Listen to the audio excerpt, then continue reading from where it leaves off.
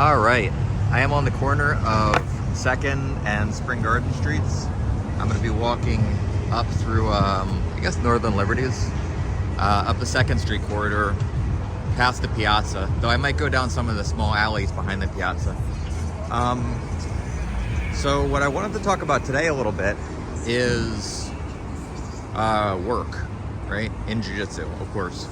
I was talking to a friend of mine the other day about competition, and it's, competitive sports, I can't speak for other countries, but in the US, competitive sports are very strange to me, because you have this like activity, right, where, I don't know, it could be polo, water polo, soccer, or football, whatever you want to call it, baseball, basketball, right, wrestling, and then there's all these movies that everybody grows up with where, there's like a sports team, and there's like, some hero that's like the quarterback, and, they get all the awesome stuff in life, and then they win the game and everybody cheers, or something catastrophic happens and they get hurt and they're paralyzed from the face down, and nobody knows if they're ever going to be able to walk again. And then like 2 hours later, they're like throwing the winning touchdown in a game, and everybody freaks out, and they're a hero, and blah blah blah.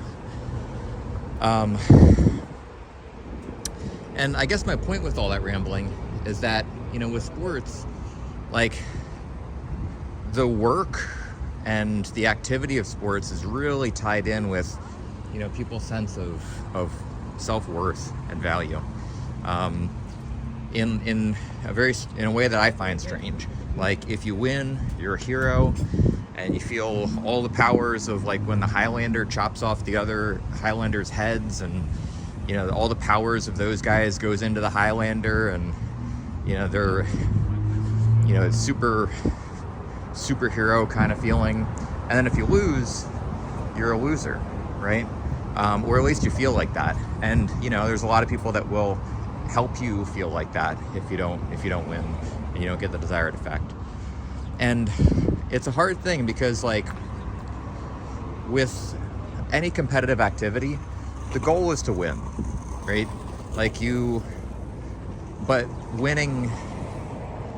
But what does winning mean, though? That's, I think, the part that I'm kind of hung up on.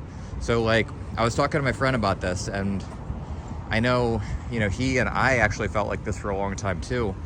Felt like, if I would win, it meant that I'm better than my opponents, but not just at jiu-jitsu, in, like, some other way. And if I lose, I'm, like, worse than them. Like, I don't get the same respect as them, or I don't deserve the same respect as them, or, I'm a phony if I don't win. And really, what winning means is that you did some preparation in your sport, and you were successful with your assessment of what that work will result in. And if you lose, then it means that, variables aside, you were inaccurate about your assessment of what that work means, right? If you didn't do any work, like, for example, if you go to a competition and you're just rolling normally and not really preparing for the event, and you win, fantastic. It's because, all the stars aligned, and you rolled the dice, and it just turned out in your favor. You tossed a coin, and you chose heads, and it turned out to be heads. And if you lose, it just wasn't your day, right? And, like, yeah, that's true. You can't really control the outcome of any tournament or any event 100%. But I think you could pretend to control it. And I think that you can operate from a place of, like, great personal responsibility with this stuff. Meaning, like, if you behave as if your hard work, if done properly, will result in a favorable outcome, and if you don't win, then it's a result of you not preparing properly, and you take responsibility for all that. Dang, this thing's really weird. If you you take personal responsibility for all that, like, yeah, there are definitely things beyond your control. Like, I don't know, maybe somebody that you know passed away and you just can't help but not have your heart in the game or whatever. But like, if you forget about those variables and you take responsibility 100% for the outcome of what happens, then what ends up happening is you will get better at your sport. You will get better at jiu-jitsu, you will get better at wrestling or whatever, because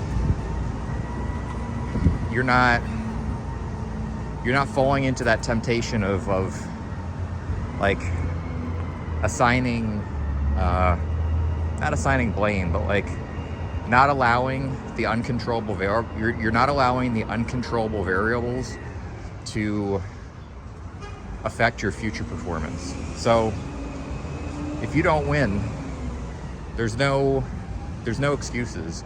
There's the first thing in your head is, what work did I not do that would have given me a better outcome?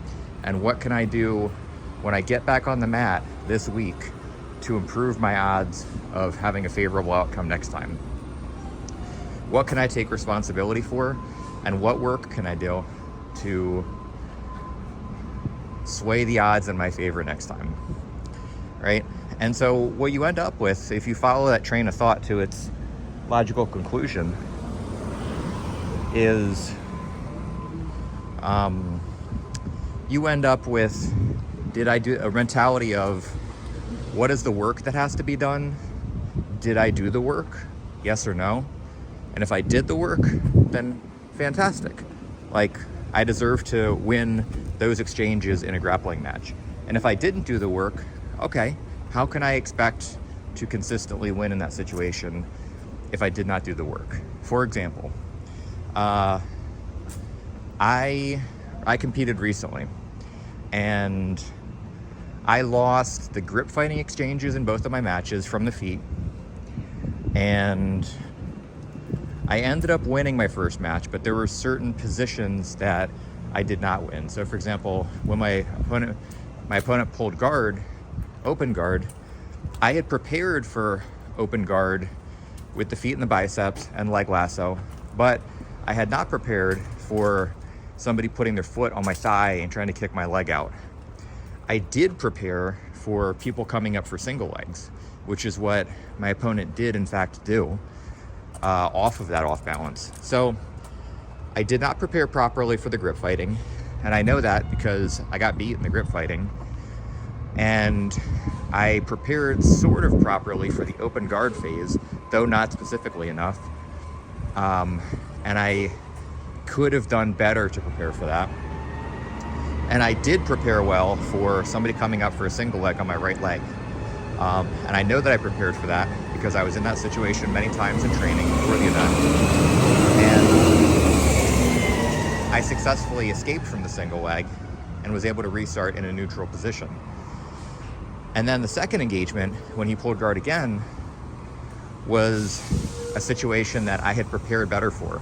He tried to get his foot in my thigh, and I was able to step over it this time and put him in sort of a headquarters, top of half guard knee cut position.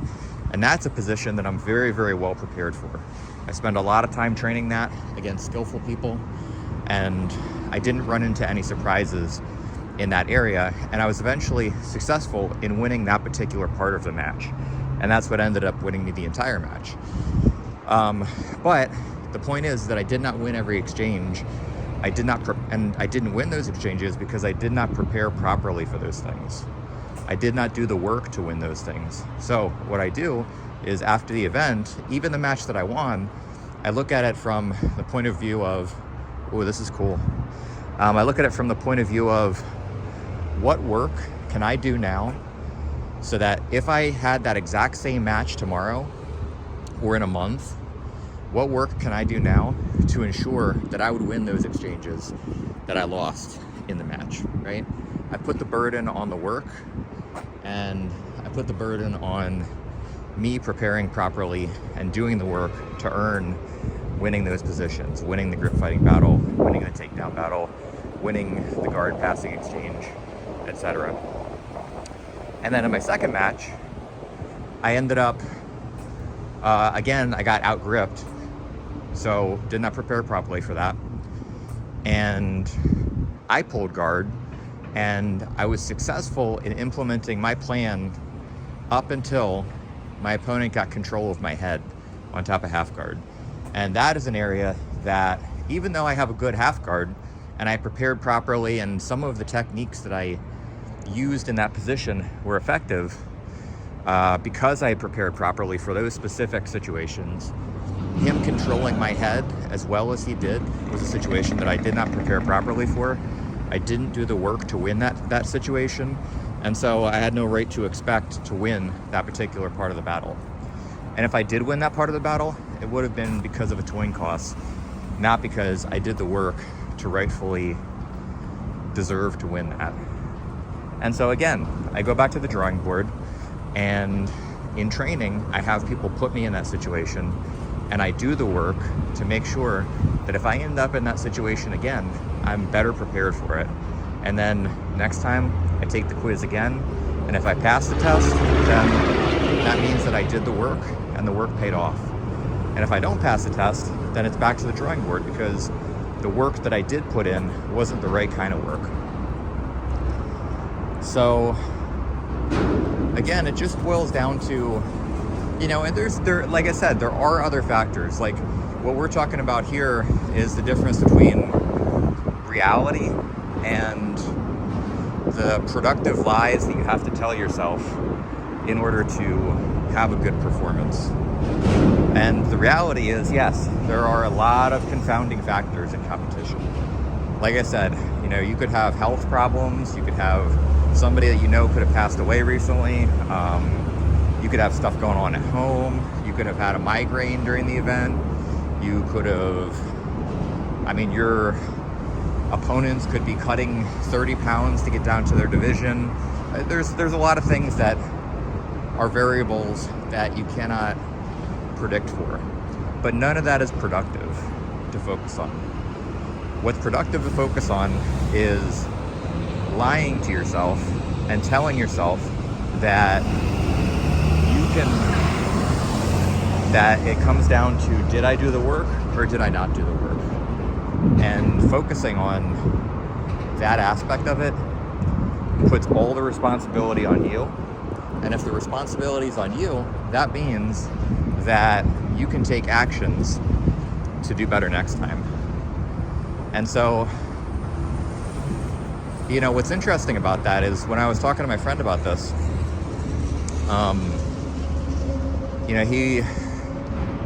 he's a very humble guy. He's a really good person.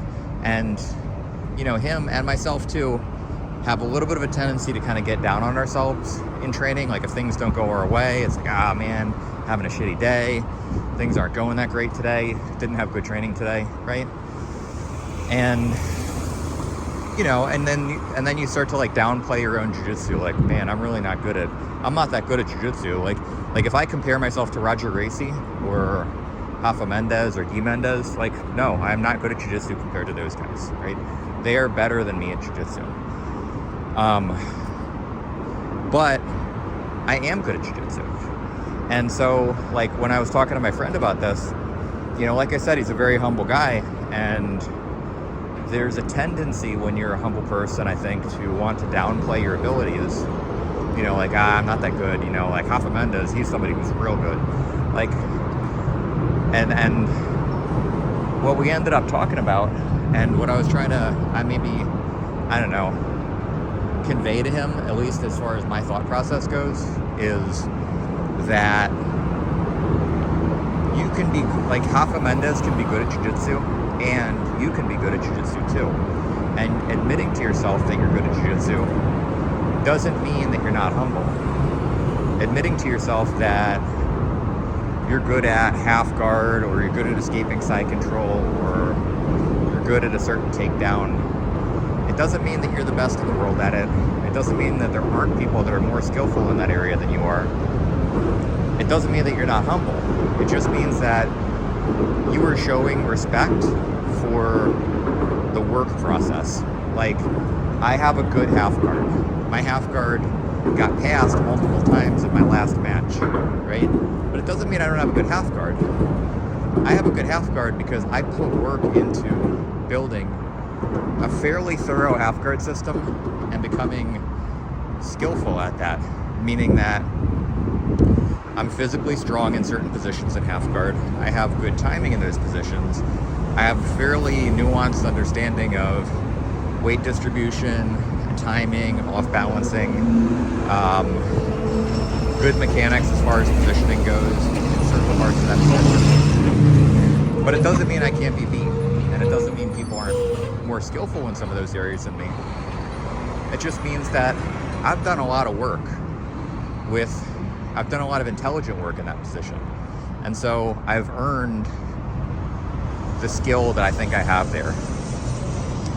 But that's not me not being humble. I think that is me respecting what work does. And at the same time, I recognize that I am not skillful at defending double legs, for example. And the reason I'm not skillful at defending double leg takedowns is because I simply haven't put intelligent, consistent work into becoming skillful at defending double leg takedowns. And what that means is I can't expect to consistently perform well in that position, because even though I know technically what to do when somebody shoots a double leg on me, I'm not able yet to defend at a high level because I have not put the work in. So again, it comes down to personal responsibility, putting intelligent, consistent work into building that skill, and then having an honest assessment of your own abilities. I know I am good at certain parts of half guard. I know I am not good at countering double leg takedowns. And that has nothing to do with humility. The humility is respecting the work process and giving credit to the work when I've done the work and admitting when I haven't done the work. And again, taking responsibility for myself, both positive responsibility and negative responsibility. And I think, maybe when I was talking to my friend about this, like he and I both have a little bit of like, I don't know, maybe baggage, I guess, dealing with sports, in that a lot of the people that, like, I don't really like flamboyant, trash talking, confident sports people, right? I don't like that personality type.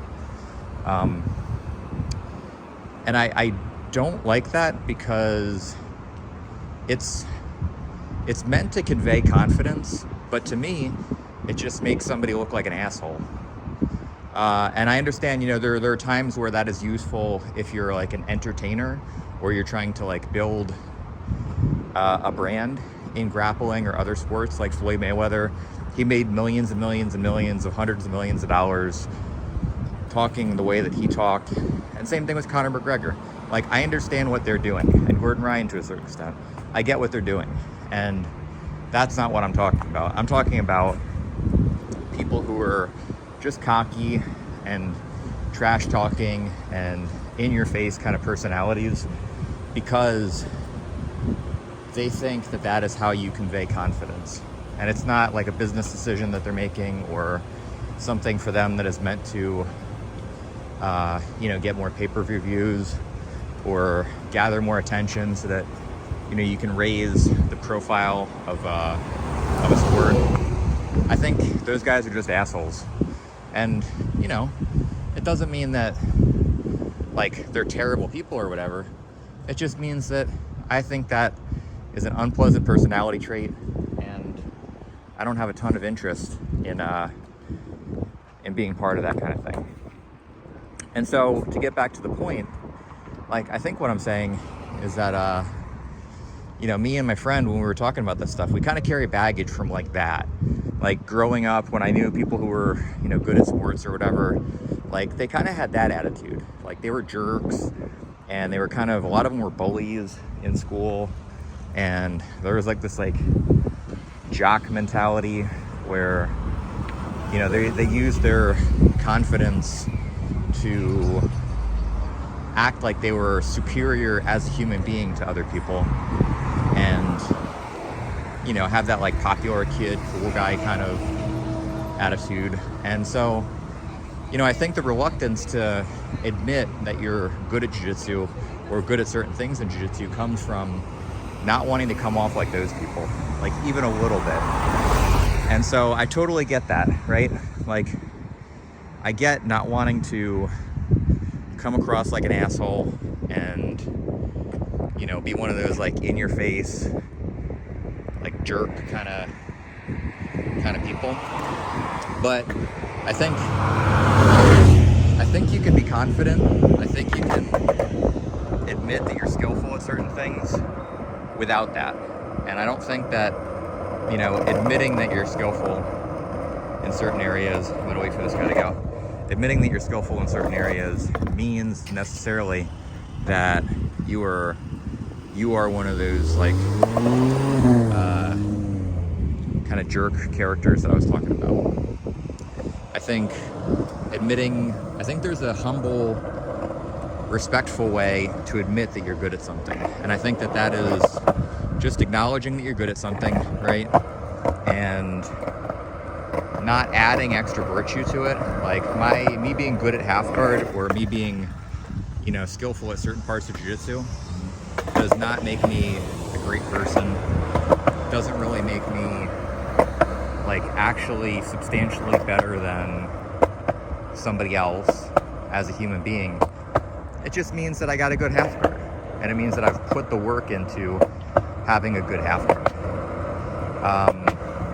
If I put the work into being a good person, or being a good husband, or, you know, being a good uncle, or a good, you know, cat dad, then yeah, I will be able to admit, like, yeah, I'm a good cat dad. I take care of my cats. I show them love. I give them the wet food. And then, you know, I can also have a fair assessment of my shortcomings as a cat dad. So anyway, I think I'm starting to get off track a little bit. Ultimately, the point is that it's all about the work that you do. I think a productive attitude is to make it about the work that you do and the work that you don't do, and have a realistic assessment of what work means, how work contributes to the outcome, maybe lying to yourself a little bit about work being the number one most important thing and the only thing that matters in the outcome. I think I think the upside to that is that in general, you're going to be more consistently successful in anything if you take responsibility for things that happen and attribute it to, did I do the work or did I not do the work? Then you are going to be taking responsibility off of yourself and saying, you know what, like, I lost that match, but my head wasn't really in the game because I had to spend $7,000 on a new air conditioning unit and I was freaking out from the finances. Like, you know, that's why I didn't lose the match, but that's why I didn't win the match.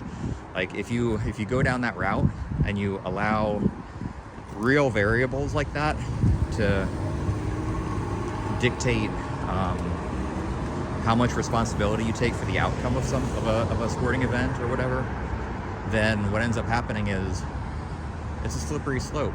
You start allowing other stuff. You start making up excuses like, you know what? Like, I didn't win because my back hurt. I didn't win because my right eyeball was twitching weird because, you know, I was staring out of the side of my eye for like a half an hour earlier that day.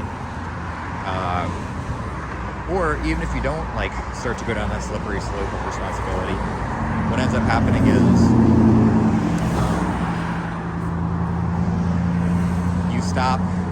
you will be less consistently successful because you're not going to do the extra work that will make success more likely. If you accept that you didn't perform well because you were stressed out from paying that air conditioning bill, then you are less likely to get back in the gym on Monday and do the work that would result in you having a better performance. Whereas if you say, you know what, like, yeah, I paid $7,000 for a new air conditioning unit, stressful. Anyway, what positions did I lose, and what could I have done better in those positions so that I will win them? And then how can I create a program for myself to get that work done over the next months? If I get double legged in a tournament, then I go back to the gym and I say, you know what, I did not do the work to be skillful at defending double leg takedowns. So I'm gonna go back to the gym on Monday. I'm gonna train 3 times a week doing positional sparring with Todd, Mike, and Jaina, and I'm gonna have them shoot double legs on me, and I'm gonna practice defending the double legs and creating a system out of that, and I'm gonna do it until that defending the double leg is my A game. I'm gonna train that until it becomes one of the best parts of my game. That work right there is what's gonna make it way more likely that I have positive outcomes in future matches. So anyway, I think you get my point. I'm starting to ramble a little bit. I'm gonna head out. I'm gonna go to the grocery store in a little bit and get something for lunch. Maybe some cereal. All right, talk to you later. Bye.